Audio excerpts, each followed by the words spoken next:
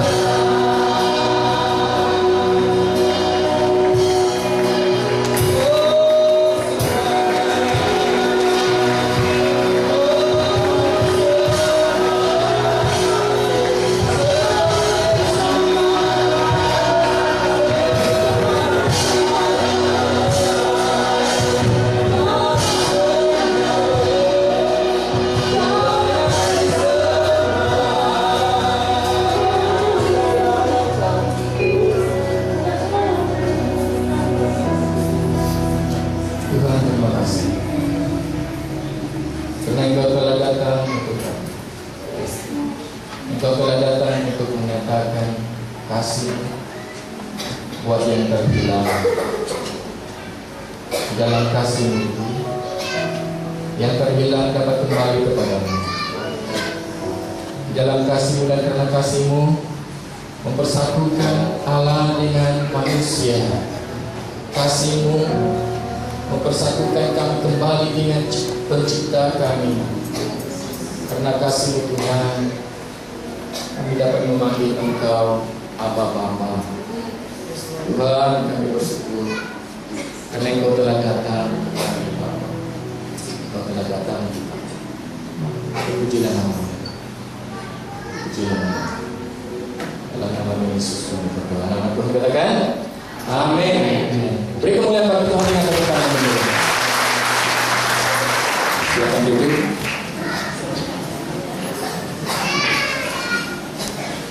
Jabatan kuasa dan komite yang melanjutkan aktivitinya. Saya bersama-sama dalam sejak mereka mulai latihan dan sebagainya. Mereka memang telah berusaha bersama-sama dengan kuat. Mereka telah berdoa dan mereka telah mengharapkan sesuatu yang akan terjadi malam ini, di mana saudari dapat mengenal Tuhan dan dapat mengasihi Tuhan dengan lebih lagi, bahkan juga akan mengasihi sesama manusia dengan lebih lagi di dalam Tuhan. Puji Tuhan karena kita dapat bersama-sama pada malam ini. Tema kita adalah kasih untuk yang terhilang. Dan saya akan membawa kita untuk melihat dan bersama-sama melihat bagaimana kasih Tuhan itu boleh mengubah. Dan ia pasti sudah terjadi melalui kelahiran Yesus Kristus dan mati buat kita dan bangkit kembali. Dan kita akan melihat bagaimana kita dapat mempelajari suatu dasar yang membawa perubahan pada suku dan bangsa kita sendiri. Kita bersyukur karena di tempat ini kita dapat berkumpul bersama-sama sebagai satu suku, amin. Dan kita patut bangga dengan keadaan ini, saudari. Saudari patut bangga di mana saudari dapat berkumpul sebagai satu suku bersama-sama untuk memuji Tuhan dan untuk menggalak satu sama yang lain maju di dalam iman mereka. Kami yang bukan suku Murut patut belajar daripada kalian. Kami perlu belajar daripada kamu karena ada banyak-banyaknya persekutuan suku bangsa yang lain. Jarang ada persekutuan yang khusus untuk ibadah seperti ini. Jarang. Ya, dan kami perlu belajar daripada kamu. Terima kasih karena Tuhan membawa kamu ke dalam hidup kami supaya kami boleh belajar. Beri tepukan bagi Tuhan. Jadi Tuhan boleh memakai suatu keadaan yang sederhana untuk menjadi berkat buat orang lain. Tuhan memakai keadaan yang sederhana untuk membuka mata orang lain. Jadi saudari teruskan persekutuan seperti ini. Teruskan. Jangan mengelakkan daripada bersama-sama di dalam mengusahakan suatu hal yang membawa berkat. Bukan hanya untuk sukumu, tetapi juga untuk suku bangsa yang lain yang ada di tempat ini. Saya tidak tahu saudari pernah membaca newspaper sebelum ini yang bertajuk Anak Tak Sah Taraf. Pernah membaca ini? Pernah mendengar tentang ini? Anak Tak Sah Taraf. Dan menurut statistik yang telah direkodkan, yang telah dicatat dalam 2 tahun, dari tahun 2008 hingga 2010 oleh JPN, ini yang mereka dapati bahwa ada seramai 152.182 anak yang tak sah taraf. Apa maksudnya tak sah taraf? Maksudnya adalah ini adalah anak-anak yang dilahir dari hubungan luar nikah. Saudara tahu maksudnya? Anak kecil yang dilahirkan dari hubungan yang pasangannya ataupun ibu bapaknya belum daftar secara sah sebagai suami istri. Ini bukan yang buang anak, ini bukan yang anak-anak yang dijumpai di sampah sarap di sungai, tidak. Ini anak-anak baby kecil yang dilahirkan, yang belum didaftar ataupun ibu bapaknya belum sah mendaftar sebagai suami istri yang sah. Dan yang mengejutkan saudari adalah daripada jumlah 182 anak ini, JPN membuat penilaian negeri mana yang terbanyak jumlah anak tak sah taraf. Kedudukannya adalah 1, 2, 3. Yang pertama, negeri yang paling ramai anak yang dilahirkan sebelum ibu bapaknya sah sebagai suami istri adalah Sabah. Waktu saya melihat ini mengejutkan. Negeri Sabah yang paling ramai anak yang dilahirkan, yang sebelumnya itu ibu bapaknya belum sah sebagai suami istri. Jumlahnya adalah sebanyak 41.490 anak kecil yang dilahirkan di luar nikah. Yang kedua adalah Selangor sebanyak 18.983. Dan yang ketiga adalah jiran Sabang, Sarawak sebanyak 17.570 anak-anak yang dilahir sebagai tak sah taraf. Sesuatu yang perlu kita perhatikan saudari, khususnya gereja-gereja Tuhan. Mengapa hal ini terjadi? Nah, kalau kita kembali melihat jumlah yang dimana Sabah mendapat tempat yang tertinggi lahirnya anak tak sah taraf ini, persoalannya, apakah suku kita terlibat? JPN tidak memberi penilaian yang lebih detail suku mana yang terbanyak ini. Tapi persoalan saya sebagai pastor, orang-orang percaya di Sabah, apakah ada suku kita yang terlibat daripada jumlah 41.490 anak-anak yang lahir sebelum ibu bapaknya sah hidup sebagai ataupun sah daftar sebagai suami istri. Nah, kalau ada ini terjadi di dalam suku kita saudari, gereja saudari punya jawabannya. Amin. Kalian punya jawabannya. Jawabannya adalah mari kita hentikan ini, mari kita kurangkan ini, mari kita tiadakan hal-hal seperti ini. Karena Tuhan memanggil umatnya untuk menjadi terang dan garam dunia. Suatu perubahan yang besar yang perlu terjadi. Dan inilah tujuan utama, saya percaya, tujuan utama Persekutuan Murid Semenanjung, yaitu untuk membawa satu perubahan kepada suku. Amin.